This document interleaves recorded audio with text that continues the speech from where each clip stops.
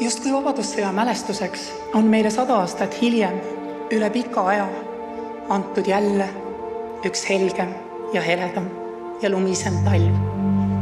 Aga kusagil on ikkagi varjud. Alguses on segadus, sest maailm meie ümber ju muutub. See ajab vihale, siis tuleb sõim. Aitamaks veelgi meil iseendid omaenda ühiskonda lõhki rebida.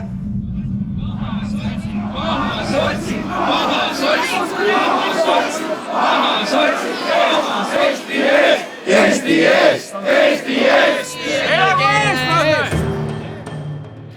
Alati on meie sitkest maamehe tõus tulnud juhte, kellel on julgus rahva ette asuda ja alati on rahvas ühel hetkel taibanud, et nüüd tuleb minna nende juhtide järele.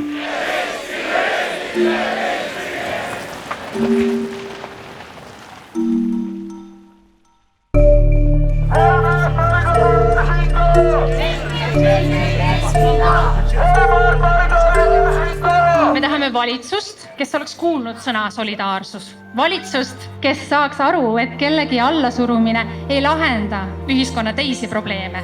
Valitsust, kus ei ole kedagi, kes hirmutaks, ähvardaks, valetaks ja manipuleeriks.